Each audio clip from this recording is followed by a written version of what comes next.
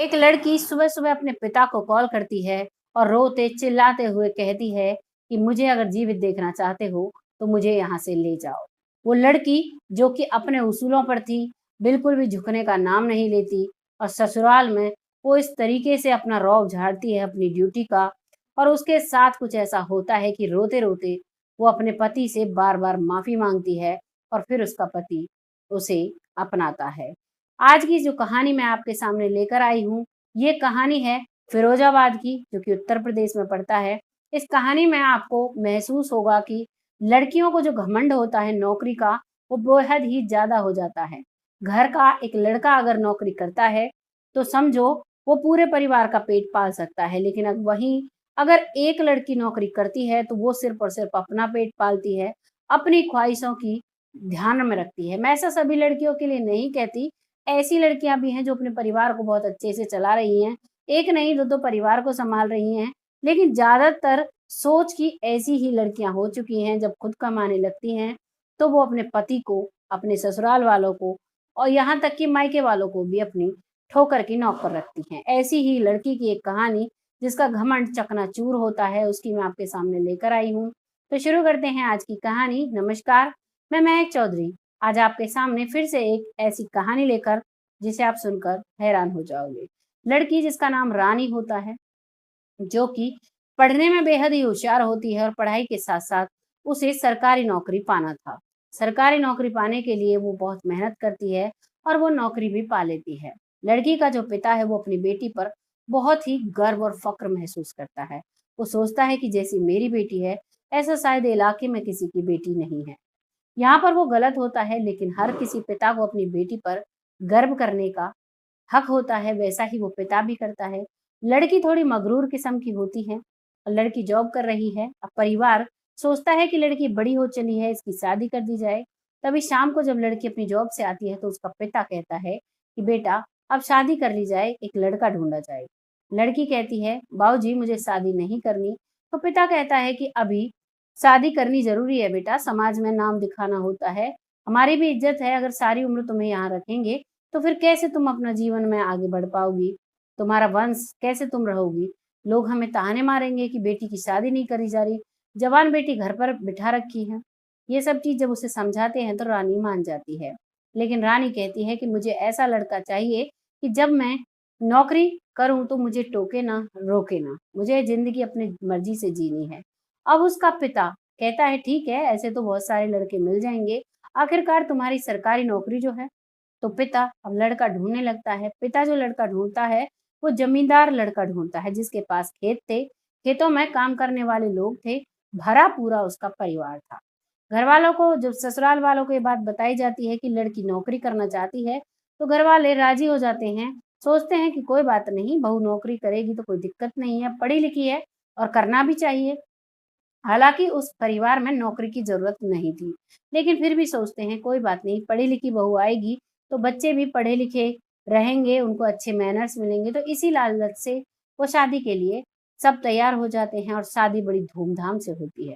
शाम को दुल्हन की उतराई होती है, दुल्हन उतरती है आंगन में, मुंह दिखाई की सारी रस्में होती हैं। पहले ही दिन बोल देती है कि कल मुझे ऑफिस जाना है, और ऑफिस जाने हैं तो इसी वजह से सब उन रस्मों को पूरी कर लेते हैं।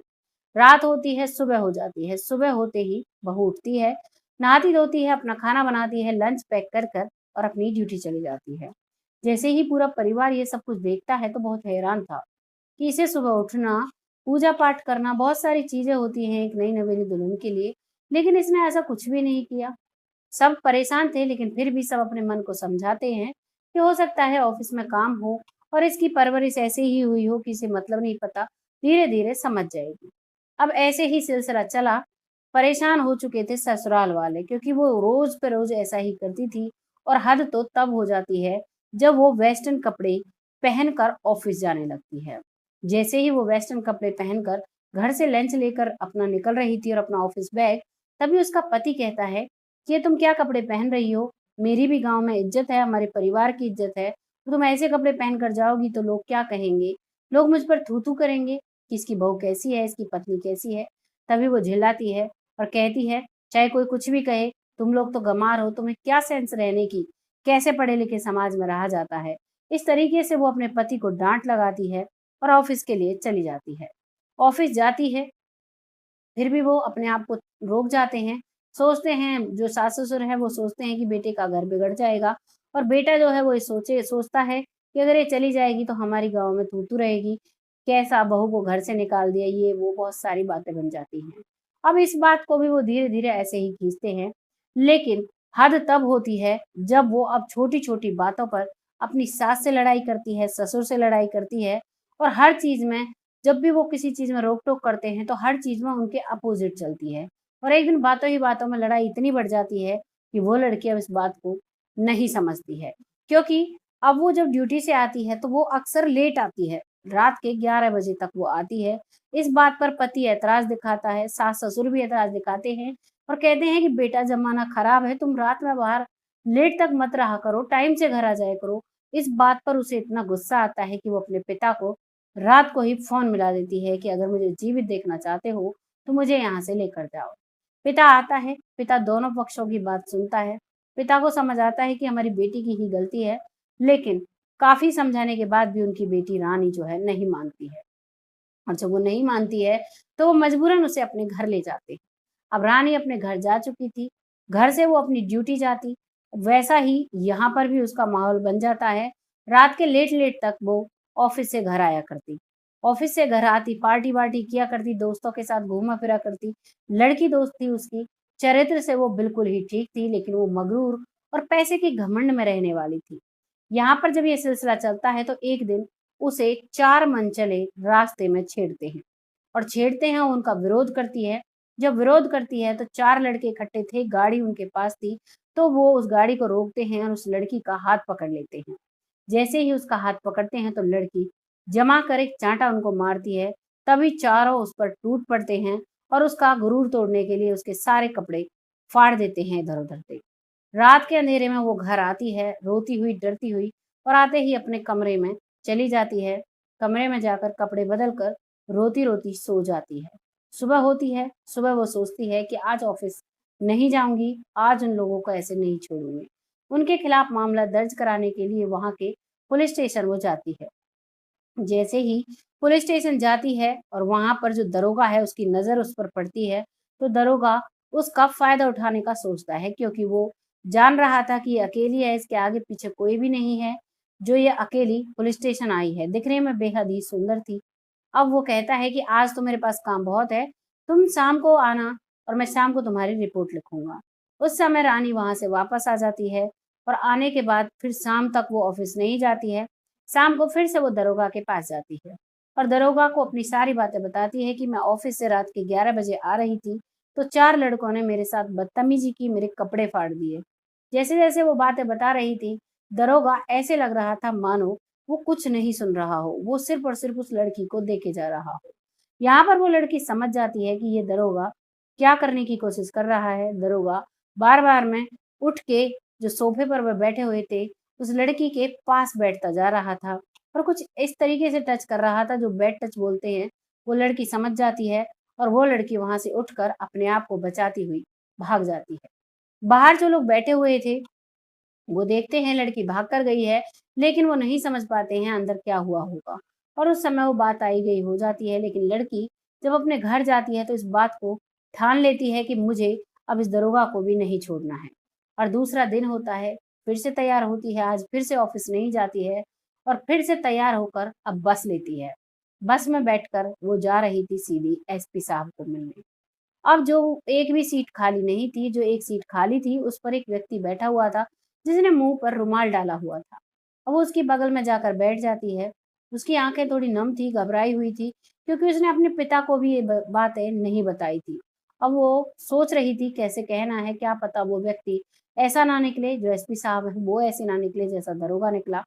बस सोच ही रही थी, तभी जो साइड में बैठा व्यक्ति है, वो अपने मुँह से रुमाल उठाता है, तो वो देखता है कि वो तो उसकी पत्नी रानी है।